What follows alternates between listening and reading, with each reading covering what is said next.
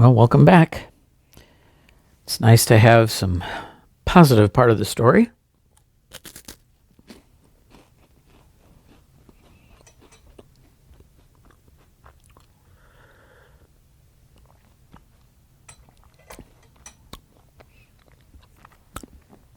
I think it's interesting, some of Lewis's observations. It's easier to believe some of those stories when you have some of your own experiences yourself. Chapter 6. A Good Night's Work. About 4 hours later, Tyrion flung himself into one of the bunks to snatch a little sleep. The two children were already snoring. He had made them go to bed before he did because they would have been up most of the night, and he knew at their age they couldn't do without sleep. Also, he had tired them out. First, he had given Jill some practice in archery and found that, though not up to Narnian standards, she really wasn't too bad. Indeed, she had succeeded in shooting a rabbit, not a talking rabbit, of course. There are many ordinary kind around in western Narnia, and it already skinned and clean and it was already skinned and clean and hanging up. He had found that both the children knew all about this chilly and smelly job, that they had learned this kind of thing on their great journey through Giant Land in the days of Prince Rilian. Then he had tried to teach Eustace how to use his sword and shield. Eustace had learned quite a lot about sword fighting on his early adventures, but it had all been with a straight Narnian sword. He had never handled a curved Calorman scimitar, and that made it hard, for many of the strokes are quite different, and some of the habits he had learned from the longsword now had to be unlearned again. But Tyrion found that he had a good eye and was very quick on his feet. He was surprised at the strength of both children. In fact, they both seemed to be already much stronger and bigger and more grown up than they had before when he first met them a few hours earlier. It was one of those effects which Narnian air has on visitors from our world. All three of them agreed that the very first thing they must do was to go back to Stable Hill and try to rescue Jewel the unicorn. After that, if they succeeded, they would try to get away eastward and meet the little army which Runewit, the centaur, would be bringing from Cair Paravel. An experienced warrior and huntsman like Tyrion can always wake up at the time he wants. So he gave himself till 9 o'clock that night, and then put all worries out of his head, and fell asleep at once. It seemed only a few moments later when he woke up, but he knew by the light and the very feel of things that he had time to sleep exactly. He got up, put on his helmet and turban — he had slept in his mail shirt — and then shook the other two till they woke up. They looked, to tell the truth, very gray and dismal as they climbed out of their bunks, and there was a good deal of yawning. "Now," said Tyrion, "we go due north from here. By good fortune 'tis a starry night, and will be much shorter than our journey this morning. For then we went round about, but now we shall go straight. If we are challenged, then do you two hold your peace, and I will do my best to talk like a crushed, cruel, proud lord of Calorman. If I draw my sword, then thou, Eustace, must do likewise, and let Jill leap behind us and stand with an arrow on the string. But if I cry home, then fly for the tower, both of you, and let none try to fight on, not even one stroke, after I have given the retreat. Such false valor has spoiled many notable plans in the wars. And now, friends, in the name of Aslan, let us go forward." Out they went into the cold night. All the great Narnian stars were burning above the treetops. The north star of that world is called Spearhead. It is brighter than our pole star. For a time, they could go straight toward the spearhead, but presently they came to a dense thicket, so that they had to go out of their course to get around it. And after that, for they were still overshadowed by branches, it was hard to be picking up their bearings. It was Jill who set them right again. She had been an excellent guide in England, and of course she knew her Narnian stars perfectly, having traveled so much in the wild northern lands, and could work out the direction from other stars even when Spearhead was hidden. As soon as Tyrion saw that she was the best pathfinder of the three of them, He put her in front, and then he was astonished to find how silently and almost invisibly she glided on before them. "By the main," he whispered to Eustace, "this girl is a wondrous wood maiden. If she had dryad blood in her, she could scarce do it better." "She's so small, and that's what helps," whispered Eustace. But Jill, from in front, said, "Shh, less noise." All round them the wood was very quiet. Indeed, it was far too quiet. On an ordinary Narnian night there ought to have been noises. An occasional cheery good night from a hedgehog, or the cry of an owl overhead, perhaps a flute in the distance to tell of fauns dancing, or some throbbing, hammering noises from dwarves underground. All that was silent. Gloom and fear reigned over Narnia.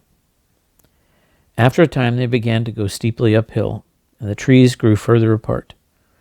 Tirian could dimly make out the well-known hilltop and stable. Jill was now going with more and more caution. She kept on making signs to the others with her hand to do the same. Then she stopped dead still, and Tirian saw her gradually sink down into the grass and disappear without a sound. A moment later she rose again, put her mouth close to Tirian's ear, and said in the lowest possible whisper, "Get down. Thee better." She said thee instead of see, not because she had a lisp, but because she knew that the hissing letter S is the part of the whisper most likely to be overheard.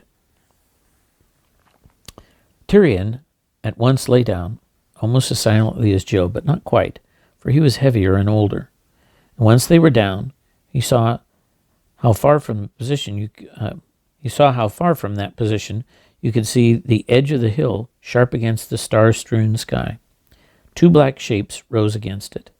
One was the stable, and the other, a few feet in front of it, was a Calorman sentry. He was keeping ill watch, not walking or even standing, but sitting with his spear over his shoulder and his chin on his chest. "Well done," said Tirian to Jill. She had shown him exactly what he needed to know. They got up, and Tirian now took the lead. Very slowly, hardly daring to breathe, they made their way up to the little clump of trees, which was not more than 40 feet away from the sentinel. "Wait here till I come again," he whispered to the two others. "If I miscarry, fly." Then he sauntered out boldly, in full view of the enemy. The man started when he saw him, and was just going to jump to his feet. He was afraid Tirian might be one of his own officers, and that he would get into trouble for sitting down. But before he could get up, Tirian had dropped on one knee beside him, saying, "Thou art a warrior of the Tisrocs. May he live forever? It cheers my heart to meet thee amongst all these beasts and devil Narnians. Give me thy hand, friend." Before he well knew what was happening, the Calorman sentry found his right hand seized in a mighty grip. Next instant, someone was kneeling on his legs, and a dagger was pressed against his neck.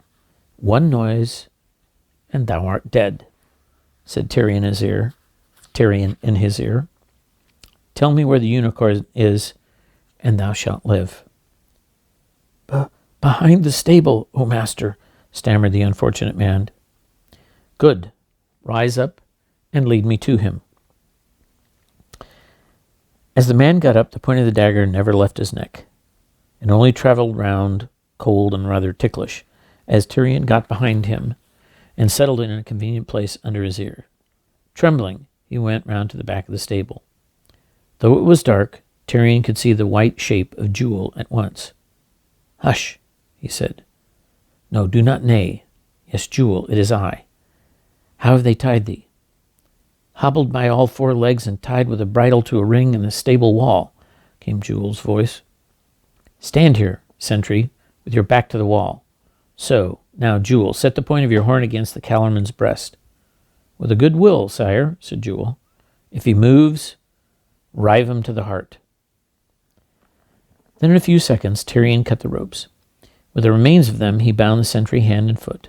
Finally, he made him open his mouth, stuffed it full of grass, and tied him up from scalp to chin so that he could make no noise, lowering the man to a sitting position and setting him against the wall.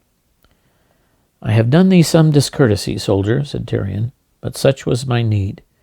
If we meet again, I may happen to do thee a better turn. Now, Jewel, let us go softly." He put his left arm around the beast's neck and bent and kissed his nose, and both had great joy. They went back as quietly as possible to the place where he had left the children. It was darker in there under the trees, and he nearly ran into Eustace before he saw him. "All's well," whispered Tyrion. "A good night's work. Now, for home." They turned and had gotten a few paces when Eustace said, "Where are you, Pole?" There was no answer. "Is Jill on the other side of you, sire?" he asked. "What?" said Tyrion. "Is she not on the other side of you?" It was a terrible moment. They dared not shout, but they whispered her name in the loudest whispers they could manage. There was no reply. "Did she go from here while I was away?"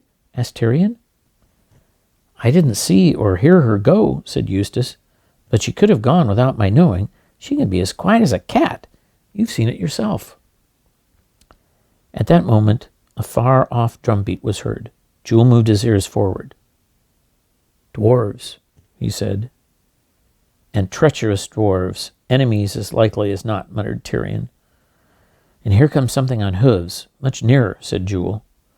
The two humans and the unicorn stood dead still. There were now so many different things to worry about that they didn't know what to do. The noise of hooves came steadily nearer.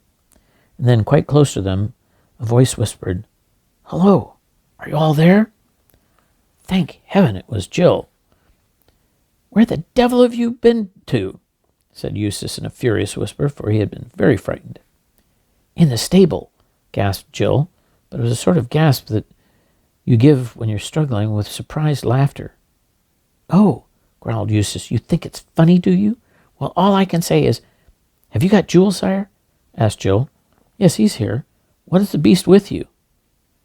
"It's him," said Jill. "But let's be off home before anyone wakes up." And again there came a little explosions of laughter.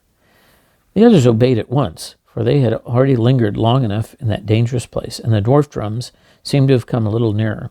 It was only after he had been walking southward for several minutes that Eustace said, "Got him? What do you mean?" "The false Aslan," said Jill. "What?" said Tyrion. "Where have you been? What have you done?" "Well, sire," said Jill, "as soon as I saw that you'd gotten the sentry out of the way, I thought I'd better have a look inside the stable and see what really is there. So I crawled along. It was as easy as anything to draw the bolt. Of course, it was pitch black inside and smelled like another stable. Then I struck a light, and would you believe it? There was nothing at all but this old donkey with a bundle of lion skin tied on his back. So I drew my knife and told him that he'd have to come along with me. As a matter of fact, I didn't have to threaten him with a knife at all. He was very fed up with the stable and quite ready to come. Weren't you, Puzzle, dear?" "Great Scott," said Eustace. "Well, I'm jiggered. I was jolly angry with you a moment ago, and I think it was mean of you to sneak off without the rest of us. But I must admit, it was a perfectly gorgeous thing to do. If she was a boy, she'd have been knighted, wouldn't she, sire?" "If she was a boy," said Tyrion, "she would have been whipped for disobeying orders." And in the dark, no one could see whether he said this with a frown or a smile. Next moment, there was a sound of rasping metal. "What are you doing, sire?" asked Jewel sharply.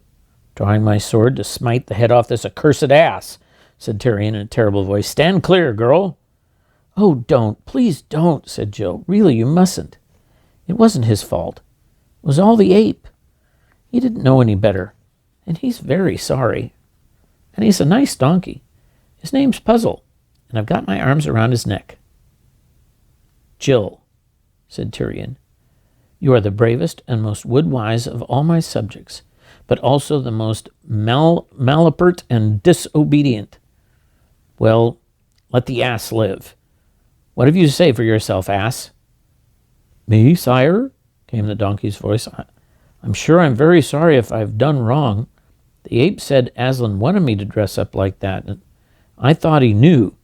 I'm not very clever like him. I only did what I was told. It wasn't any fun for me living in that stable. I don't even know what's been going on outside. You never let me out except for a minute or two at night. Some days you forgot to give me water, too. Sire, said Jewel, those dwarves are coming nearer and nearer. Do you want to meet them? Tyrion thought for a moment and then suddenly gave a great laugh out loud. Then he spoke, not this time in a whisper. By the lion, he said, I am growing slow-witted. Meet them? Certainly we will meet them. We will meet anyone now. We have this ass to show them. Let them see the thing they have feared and bowed to. We can show them the truth of the ape's vile plot. His secret's out. The tide's turned. Tomorrow we shall hang the ape on the highest tree in Narnia. No more whispering and skulking in disguises. Where are those honest dwarfs? We'll give good news for them. We have good news for them. When you've been whispering for hours, and the mere sound of anyone talking out loud has a wonderfully stirring effect. The whole party began talking and laughing. Even Puzzle lifted his head up and gave a grand hee-haw, hee-haw, a thing that the ape wouldn't have allowed him to do for days. Then they set off in the direction of the drumming. It grew steadily louder, and soon they could see a torchlight as well. They came out on one of those rough roads. We should hardly call them roads at all in England, which ran through Lantern Waste, and there, marching sturdily along, were about 30 dwarfs, all with their little spades and mattocks over their shoulders. 2 armed calermans led the column, and 2 more brought up the rear. Stay, thundered Tyrion as he stepped out onto the road. Stay, soldiers. Whither do you lead these Narnian dwarfs, and by whose orders? That's the end of the chapter. But I don't think that Tyrion is right, that it's all going to be better. Do you? See you tomorrow night. Have a good sleep.